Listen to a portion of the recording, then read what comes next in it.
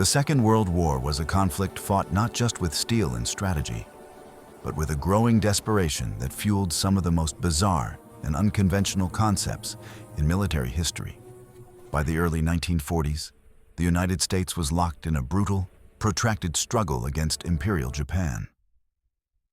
The primary tactical challenge in the Pacific lay not only in overcoming the enemy's formidable defenses, but in dealing with Japan's unique urban landscape. Japanese cities, built predominantly from wood and paper, presented a massive, yet logistically difficult, vulnerability to mass incendiary attack. Conventional bombing methods utilizing heavy ordnance and napalm required large, vulnerable bomber formations to penetrate dense air defenses, and often failed to spread fire deep enough into the urban core. It was into this strategic void that one of the most eccentric and spectacular ideas of the war was born, conceived not by a military strategist or an aerospace engineer, but by a simple dental surgeon, Dr. Lytle S. Adams. Dr. Adams, a resident of Pennsylvania, was an acquaintance of First Lady Eleanor Roosevelt. He observed the habits of bats during his frequent visits to Carlsbad Caverns in New Mexico. His theory was audacious, almost cartoonish. Instead of risking human pilots and expensive bombers, why not utilize millions of nature's own silent saboteurs? He proposed catching vast numbers of Mexican free-tailed bats, attaching tiny, timed incendiary devices to them, and dropping them from aircraft over Japanese cities. The bats, following their natural instinct, would disperse, seek shelter in the eaves and attics of wooden buildings before dawn. And then, upon the delayed ignition of the bomb, set the cities ablaze from the inside out. Adams argued that the bats were numerous, capable of carrying a small payload, and crucially, were natural, autonomous seekers of shelter within the very structures the military wished to destroy. The plan, codenamed Project X-Ray, quickly captivated military leaders struggling for fresh, unconventional solutions. It promised massive, simultaneous fire outbreaks across dozens of cities, delivered with minimal risk to Allied personnel. The very absurdity of the concept was its initial appeal, suggesting a level of outside-the-box genius that was desperately sought in wartime. The project received initial approval in January 1942 and was initially placed under the control of the Air Force. But its bizarre nature soon saw it transferred to the National Defense Research Committee, NDRC, and later the US Navy. The challenge was immense, transforming a biological curiosity into a precision weapon system, requiring collaboration between engineers, ordnance specialists, and biologists. The project became a secretive, highly funded collision between the natural world and the grim ingenuity of war. The subsequent years of research, logistics, and testing would prove that integrating 2 million living, hibernating animals into a complex military operation was a challenge orders of magnitude greater than any engineer could have anticipated. The eventual failure of Project X-Ray would be spectacular, a lesson in humility delivered not by the enemy, but by the chaotic, unpredictable nature of the animal kingdom itself. The decision to adopt the Mexican free-tailed bat, Tadarida brasiliensis, as the biological vector was based on meticulous, albeit flawed, biological and logistical reasoning. The primary habitat of this bat species is the vast cave systems of the American Southwest, notably Carlsbad Caverns. These caves housed colonies estimated to contain millions of individuals, fulfilling the necessary requirement for mass deployment. Furthermore, the Mexican free-tailed bat is a relatively small mammal, weighing just over 10 to 12 grams, about half an ounce, making it theoretically capable of carrying a small payload. Crucially, the bat possessed a reliable diurnal instinct. It would fly out to feed at dusk and return before dawn to seek safe, sheltered roosting areas, often within buildings or structural crevices. This instinct was the entire operational premise of Project X-Ray. The bats would deliver the incendiary charge directly into the attics and inner structures of Japanese homes, circumventing the need for conventional bombing accuracy. The engineering team, led by experts from the NDRC, immediately faced the challenge of designing an incendiary device small enough to be carried by the bat, yet powerful enough to start a substantial fire. The resulting weapon was a tiny, napalm-based capsule weighing only 17 grams. A lightweight cellulose container filled with napalm and equipped with a small, delayed-action chemical fuse designed to ignite several hours after deployment. The combined weight of the bat and the payload pushed the limits of the bat's flight capacity, requiring the engineers to achieve a delicate balance between lethality and mobility. The next logistical hurdle was handling and preparing the bats for deployment. The plan called for the bats to be collected during their winter hibernation period, when their metabolic rate was low and they were in a dormant state. The bats would be captured, the incendiary capsules surgically attached, using a strong adhesive to the chest cavity, and then placed into a large, refrigerated container designed for transport and release from the aircraft. The military calculated that a single B-24 bomber could carry a cylindrical casing capable of deploying 1 million bats in a single mission. The sheer scale of this biological logistics operation was unprecedented, requiring the military to become temporary experts in bat husbandry, entomology, and cryogenics. The secrecy surrounding the project was intense, classified under the highest military security, given the novelty and the potential for psychological warfare the weapon offered. Dr. Adams's vision had been fully adopted by the military, transformed from a bizarre notion into a massive, covert technological program, all dependent on the predictable instincts of a small, hibernating mammal. The implementation of Project X-Ray quickly devolved into a complex series of unforeseen biological and logistical failures, proving that nature's timetable rarely aligns with military deadlines. The first significant setback occurred during the bat collection phase. While Carlsbad caverns housed millions of bats, capturing them en masse without causing widespread injury or panic proved exceptionally difficult, requiring novel netting and trapping techniques. Once captured, the process of attaching the tiny incendiary capsules was slow and meticulous, demanding a vast, specially trained labor force. The capsule had to be attached using a strong adhesive, a necessary measure to ensure it remained secured through the trauma of being dropped from high altitude. Yet the adhesive often caused irritation, leading to the bats attempting to groom or remove the device, a biological reaction the engineers had failed to fully account for. The most profound flaw emerged during the critical phase of transportation and deployment preparation. The operational plan required the bats to be kept in a state of artificial hibernation during transport to the target zone. This demanded precise temperature control, cold enough to maintain dormancy, but not cold enough to kill the bats. The military engineers designed sophisticated metal canisters shaped like large, heavy bombs, each intended to house 1,000 stacked trays containing up to 1 million bats. These canisters were complex cryogenic systems designed to maintain a low temperature during the flight to ensure the bats remained inert until the moment of release. However, the military's understanding of the bats' complex hibernation cycles was rudimentary at best. The bats were prone to sudden, massive die-offs due to temperature fluctuations or unexpected biological stress. More alarmingly, the bats were prone to premature awakening. A slight increase in temperature or the shock of handling could awaken the entire cargo. Once awake, the bats became active, agitated, and quickly depleted their energy reserves, rendering them useless for the mission. Furthermore, the sheer logistics of moving these live biological assets from the southwest testing caves to the operational airfields involved massive infrastructure, dedicated trains, refrigerated trucks, and secure air transport, all contributing to the complexity and the ultimate unreliability of the system. The project was running into a fundamental truth. Bats are not inert mechanical components. They are biological organisms governed by complex, unpredictable instincts. The initial simplicity of Dr. Adams's idea was drowning in a sea of biological variables, forcing the military to repeatedly postpone deployment deadlines and exponentially increasing the project's costs.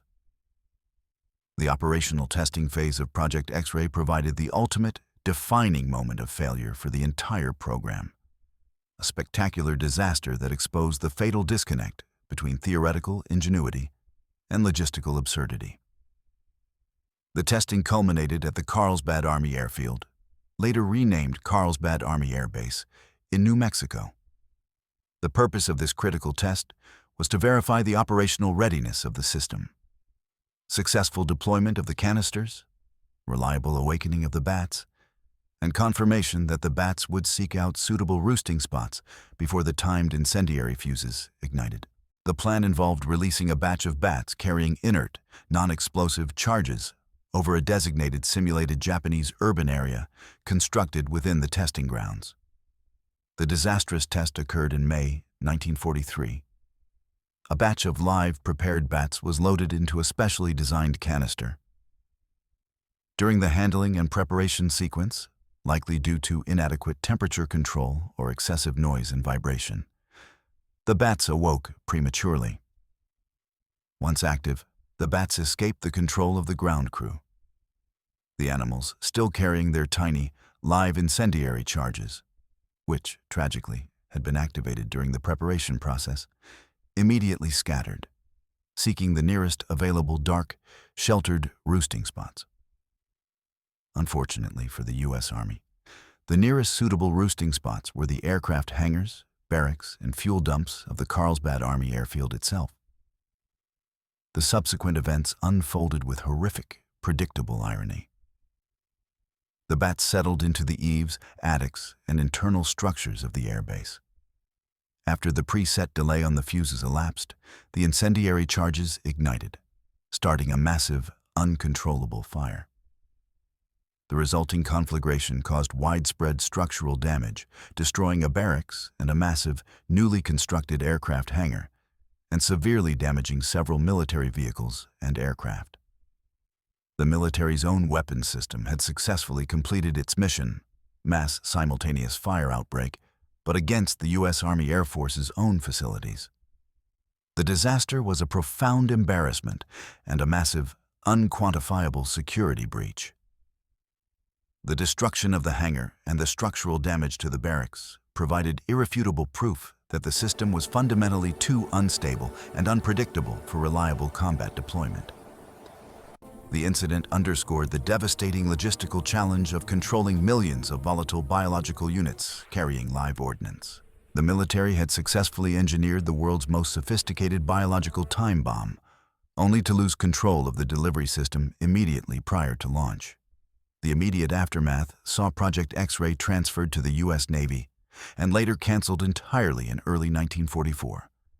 Not due to cost, but due to its sheer, spectacular unreliability. The political and military fallout from the Carlsbad disaster was immediate and led to a systematic internal review that dissected the project's failures. Although the damage was successfully concealed from the public and the enemy through intense security protocols, the project's fate was sealed. The review concluded that the biological and logistical risks were simply too great to justify the continued commitment of personnel and resources. The core problem was recognized as the fatal reliance on an uncontrollable biological vector. The unpredictable nature of the bat's hibernation, awakening, and dispersal patterns made the operational readiness impossible to guarantee. The project, which had consumed substantial funds and required the full-time dedication of hundreds of scientists, biologists, and military personnel, was ultimately deemed an unviable operational concept. The official cancellation of Project X-ray in March 1944 was done on the grounds of cost exceeding probable success. But the true reason was the spectacular loss of control demonstrated at the test airfield. The financial cost of the research and the material cost of the destroyed facilities underscored the massive logistical drain the project had become. Despite the failure, the project was instrumental in advancing several related fields. The research into miniaturized incendiary devices yielded valuable knowledge that was later applied to conventional ordnance used in the strategic firebombing campaigns against Japan. Furthermore, the specialized knowledge gained in cryogenics and biological handling necessary for managing the mass bat hibernation contributed valuable insights to medical and biological research post-war. The primary figures involved, Dr. Adams, the original proposer, and the lead engineers, saw their project terminated. But their work provided an essential, if bizarre, chapter in the history of unconventional warfare research. The Bat Bomb project, though a failure, serves as a poignant historical case study that illustrates the extreme lengths to which military planners will go when faced with an existential threat, often embracing ideas that blur the line between desperate genius and pure absurdity. The legacy of the Bat Bomb is not one of military victory, but of a unique, spectacular lesson, learned in humility at the hands of the animal kingdom. The post-war analysis of the Bat Bomb project revealed the initial, critical flaws in the intelligence and targeting analysis that underpinned the concept. The fundamental justification for the Bat Bomb was the vulnerability of Japanese urban centers, which were overwhelmingly constructed from flammable materials like wood and paper, lacking the fire resistance common in Western cities. The belief was that igniting these structures from the inside, in the attics and internal eaves where the bats would naturally roost, would create firestorms that conventional high-altitude bombing could not achieve. However, the analysis failed to fully account for the logistical impracticality of delivering a live, biological payload across the vast distances of the Pacific Ocean. The sheer amount of refrigeration and life support infrastructure required to transport millions of bats across thousands of miles of tropical and subtropical ocean became a logistical nightmare. The continuous need for precise temperature control, dedicated biological monitoring teams, and secure refrigerated air transport consumed massive amounts of fuel and personnel, placing an intolerable strain on the supply chain. Furthermore, the selection of the Mexican free-tailed bat as the biological vector was critically flawed. While numerous, the bats were naturally accustomed to the dry, cool climate of the American Southwest. Transporting them to the humid, warmer target zones of Japan introduced lethal environmental stresses that compromised their health and hibernation state. The inevitable death rates during transit, even with the most advanced cryogenics available, were unacceptable, rendering the initial promise of mass deployment unrealistic. The operational plan also ignored the predictable chaos of a true urban environment. The bats were expected to seek out Japanese housing, but in a city under air attack, filled with smoke, noise, and ongoing destruction, their predictable natural instincts were guaranteed to be overridden by panic and confusion. The success of the mission hinged on the bats behaving rationally in an irrational environment, a biological assumption that proved fatal to the entire concept. The intelligence failure was one of compartmentalization. The biologists were not fully integrated with the logistics and ordnance specialists, leading to a system that was scientifically sound in principle, but logistically unviable in execution. The Bat Bomb project ultimately serves as a grim lesson that successful unconventional warfare requires a complete integration of all scientific and logistical disciplines, a requirement that Project X-Ray failed spectacularly to meet. The technical details surrounding the design of the miniaturized incendiary device, the core of the Bat Bomb's lethality, represent a bizarre footnote in ordnance history. Engineers faced the extreme constraint of designing a bomb that had to be incredibly light, no more than 17 grams, yet capable of generating enough heat and sustained burn time to ignite the wooden structures of Japanese cities. The solution involved utilizing napalm, a highly effective incendiary material, contained within a thin, spherical cellulose casing. The genius of the design lay in the chemical fuse and timing mechanism. The device could not be armed conventionally, as the weight and complexity would exceed the bat's payload capacity. Instead, The fuse utilized a small, internal chemical mixture that was designed to ignite upon exposure to the air, but only after a crucial delay. This delay mechanism was critical. It had to allow the bat sufficient time to be deployed from the canister, awaken from hibernation, fly down to the urban core, and find a safe, enclosed roosting spot, such as an attic or crawl space, before the fire was started. The timing had to be precise. Too early, and the bats would ignite in the air. Too late, and the sun would rise, prompting the bats to fly out again before the fire started. The logistical nightmare involved mass-producing these tiny, highly specialized chemical time bombs and ensuring their consistent reliability under all conditions. The device required a complex adhesive to secure the capsule to the bat's chest, an adhesive that had to be strong enough to withstand the drop from high altitude, yet safe enough not to injure the animal during flight. The engineers experimented with various mixtures, seeking the perfect balance between biological safety and ballistic security.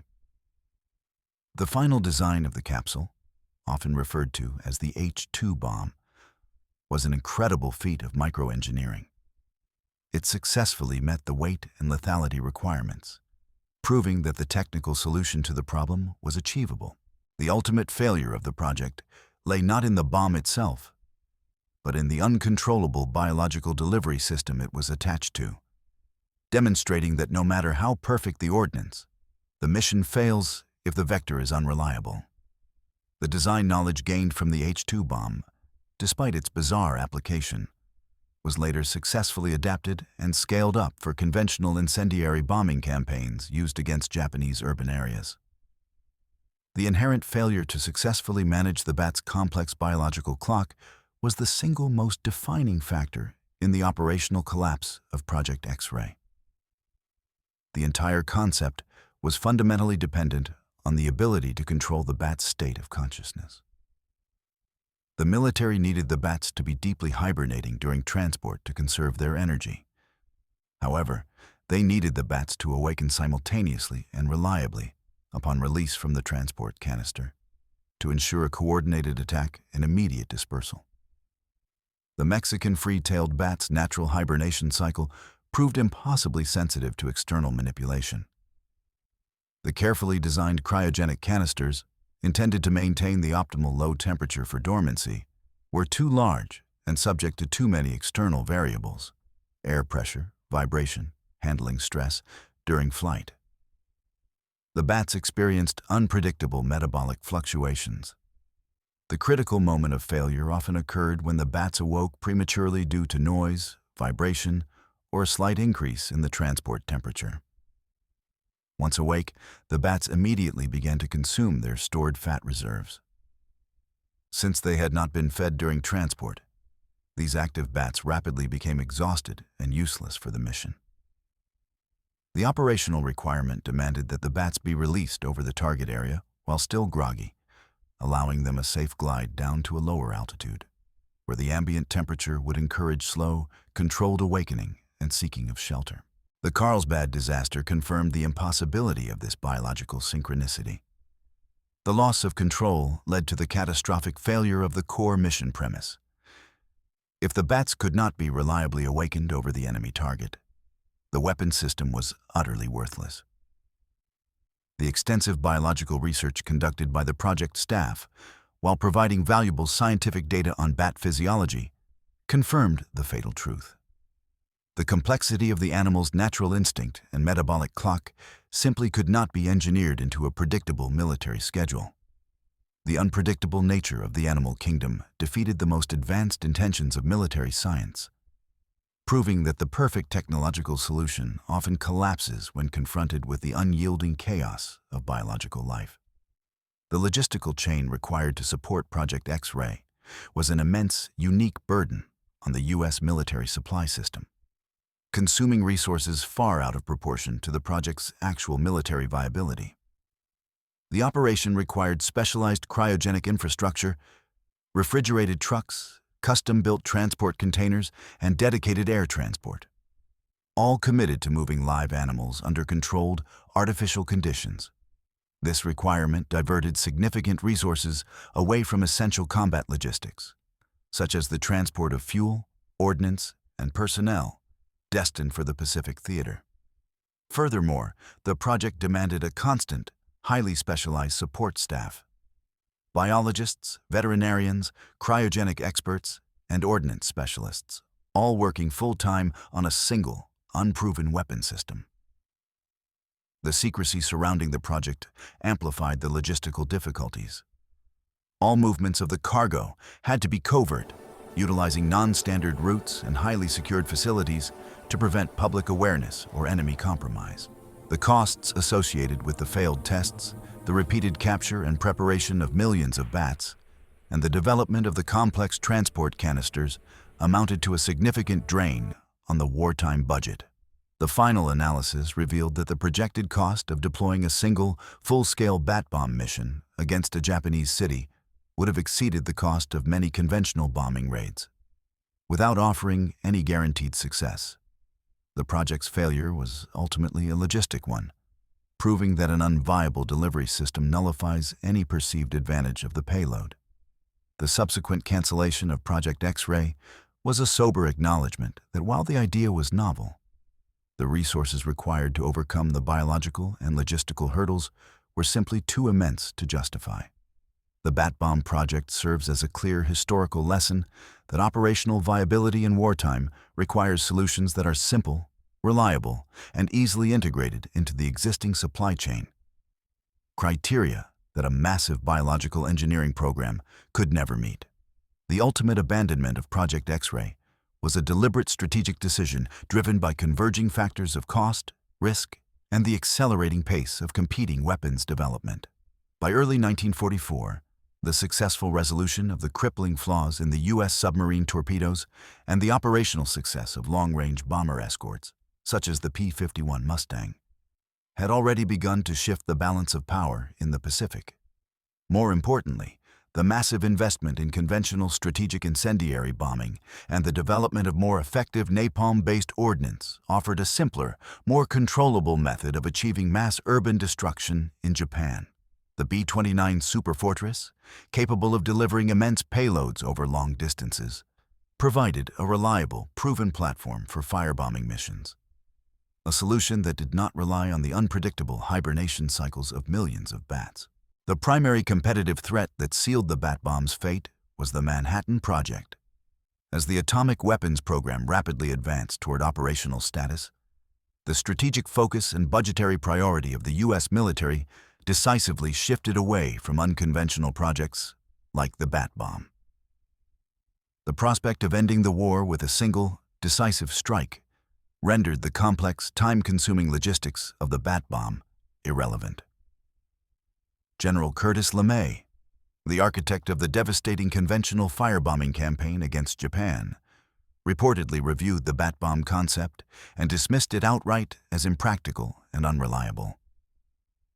The political will and the necessary funding were rapidly diverted away from Project X-Ray and toward the immediate realization of the atomic option. The formal cancellation was not merely a matter of efficiency. It was a recognition that a single B-29 carrying a nuclear payload offered a decisive, strategic leverage that no amount of biological ingenuity could match. The Bat Bomb project was simply overtaken by the relentless march of superior, albeit more terrifying technology.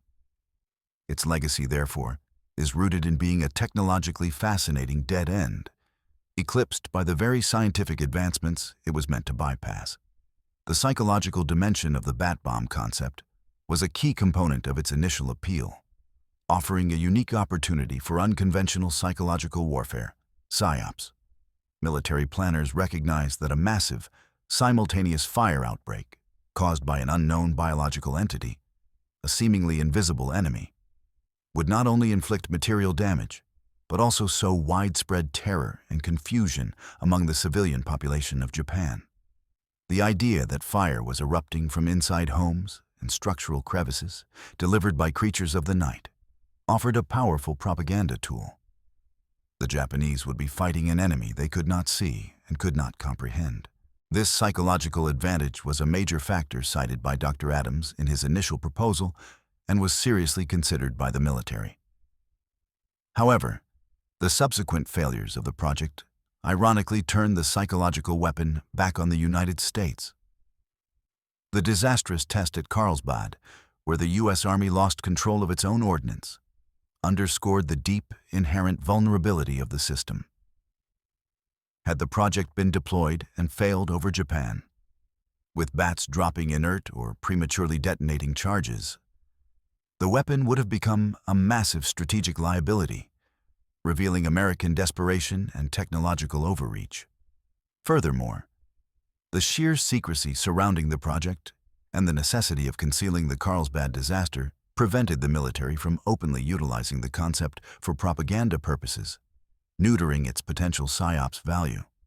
The bat bomb, therefore, represents a unique failure in psychological warfare planning, a concept that held immense potential for terror, but was rendered unusable by its own fundamental unreliability and the necessity of absolute secrecy. The project was the ultimate illustration of the principle that a weapon must first be controllable by its user before it can be effectively deployed against the enemy. The specialized technical knowledge gained from the bat bomb project, despite its operational failure, provided several valuable, albeit bizarre, contributions to the fields of ordnance and materials science. The intensive research into the miniaturization of the incendiary capsule, the H-2 bomb, advanced the understanding of small-scale chemical ignition and sustained burning using napalm-based materials. Engineers developed highly specialized adhesives and casings that needed to withstand extreme temperature differentials and rapid deployment shock, leading to innovations in materials bonding. The work on cryogenics was equally significant. The necessity of maintaining millions of bats in controlled artificial hibernation for extended periods forced the military to invest heavily in understanding thermal regulation, large-scale refrigeration, and the logistics of transporting biological assets at low temperatures. This research yielded valuable data that was later applied to medical transport and biological storage post-war. The project also advanced the understanding of biological engineering in a military context. While the goal was mass destruction, the meticulous tracking, handling, and surgical preparation of millions of bats required highly specialized biological knowledge. This unconventional collaboration between biologists and ordnance specialists opened new avenues of thought regarding the potential and limitations of integrating biological vectors into future military operations, an area of research that continued into subsequent decades, albeit with less whimsical animals. The bat bomb, therefore, was not a complete scientific loss. It was a technological outlier that pushed the boundaries of microengineering and material science, demonstrating that even the most absurd military concepts can yield unexpected scientific dividends, providing foundational knowledge that ultimately found viable applications far removed from the project's original, destructive intent. The ethical and moral dimensions of the bat bomb project, though perhaps overshadowed by the scale of conventional firebombing, offer a chilling look into the moral compromises of total war. The project was fundamentally designed for mass civilian destruction by utilizing an uncontrollable biological vector to initiate firestorms in densely populated, flammable cities. The lack of precision and the acceptance of mass, simultaneous, indiscriminate ignition from internal sources underscore the project's targeting philosophy, one that did not distinguish between military production and civilian domicile. The core appeal of the bat bomb was the minimization of risk to the Allied personnel, achieved by maximizing the risk to the enemy's civilian population via an unconventional, outsourced method. While the project was ultimately canceled, its design principles aligned with the increasingly brutal targeting strategies employed by both the US and Allied forces in the final years of the war, where the destruction of urban areas became a strategic priority to break the enemy's will and industrial capacity. The bat bomb, therefore, stands as an uncomfortable symbol of the moral escalation of total war. It illustrates that when faced with existential threats, the line between conventional and unconventional weapons becomes dangerously blurred, and the acceptance of mass collateral damage becomes a strategic calculation. The environmental impact of releasing millions of non-native bats into a new ecosystem, had the project gone forward, was also a massive, unquantified ecological risk that was entirely ignored in the race for a strategic advantage. The bat bomb saga is a complex moral case study in which the absurdity of the means, the bats, highlights the ruthless calculus of the end, mass fire destruction.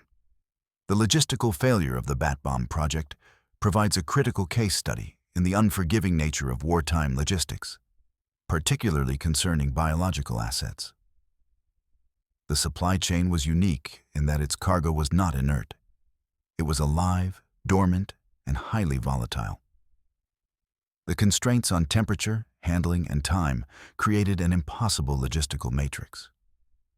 The cost of failure was measured not only in resources, but in the direct negation of the core mission premise, a lesson in the critical need for a robust, resilient supply system. The project was defeated by simple friction and complexity.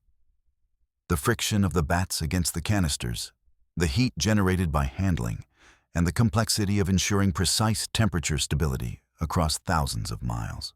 The project's failure led to subsequent military guidelines emphasizing that unconventional warfare strategies must be built upon materials and delivery systems that can be easily integrated into existing, proven logistics networks. Any system that requires a complete overhaul of the supply chain, dedicated cryogenic infrastructure, specialized biological handling teams, and unique air transport protocols is inherently vulnerable and likely unviable in a large-scale, high-pressure conflict. The bat bomb's logistical ordeal serves as a permanent reminder that in war, simplicity and redundancy are the ultimate virtues. Complexity, no matter how clever the underlying science, often leads to catastrophic operational failure. The chaotic, spectacular collapse at Carlsbad Army Airfield remains the definitive, tragic symbol of this logistical reality. The final after-action report on the bat bomb projects offers a conclusive, multi-layered verdict. Project X-Ray was a concept driven by undeniable strategic necessity, the need to overcome the logistical and air defense challenges of attacking Japan's unique urban landscape. It was technologically brilliant in its microengineering of the incendiary device, yet fatally flawed in its reliance on the unmanageable biology of the Mexican free-tailed bat. The ultimate failure was one of control. The system was designed to operate on the predictable instincts of nature, but nature refused to adhere to the military schedule. The disaster at Carlsbad Army Airfield, where the weapon turned on its own creators, sealed the project's fate, proving its unreliability in the most spectacular fashion possible. The Bat Bomb project was ultimately a technological dead end, a fascinating, eccentric footnote in the history of military science. Its legacy is not one of victory, but of a crucial lesson learned, that in war, a weapon must first be mastered by its users before it can be effectively deployed against the enemy. The immense resources and scientific effort poured into the project underscore the desperation of the time and the relentless pursuit of asymmetrical advantage. The story of the Bat Bomb stands as a unique, permanent symbol of the absurdity and profound ingenuity that characterize the fringes of total war, reminding us that the greatest challenge to military ambition can sometimes come from the most unexpected and smallest of creatures.